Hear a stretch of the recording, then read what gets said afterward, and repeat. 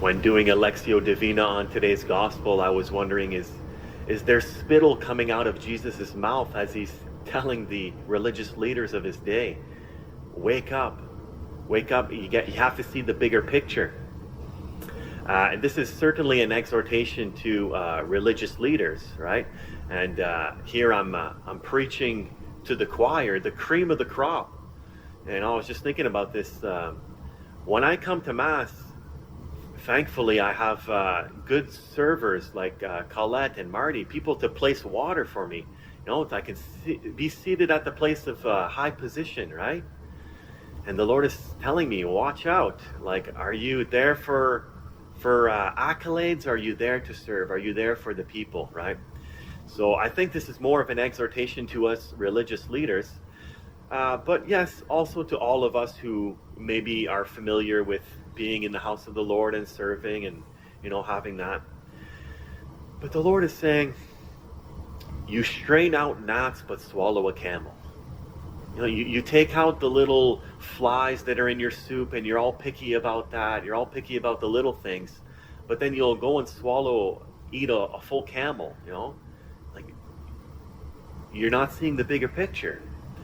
And how often can we get sidetracked by our personal preferences, our ways of doing things, as opposed to God's will, which is so big, so great.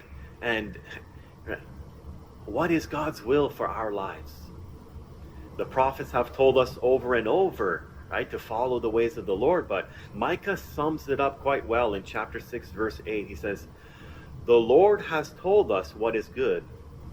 What he requires of us is this, to do what is just, to show constant love, or some translations say, to love mercy, and to walk humbly with your God, or walk in humble fellowship with God.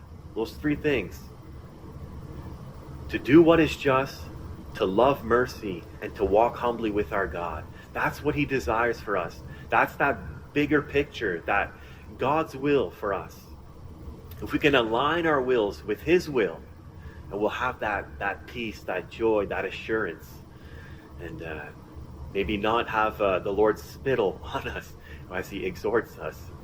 Right? Yesterday, if some of you were there, have seen the Queenship of Mary sisters do their perpetual vows. Right? It was just so amazing to see that they were celebrating 15 years of their order, and it's just so good to see how they're striving to do God's will, and just the joy that is just overflowing.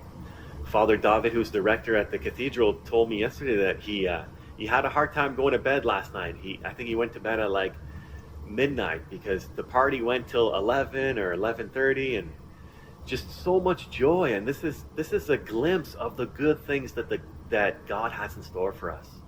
Right? When we do his will, such a radiant joy that he wants to give us to overflow into the lives of others. And just such an awesome mission.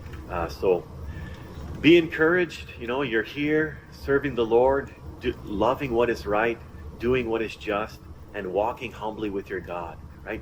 Walking humbly with him in fellowship, being here, and setting the a good start to your day. So be encouraged. God is very pleased with you.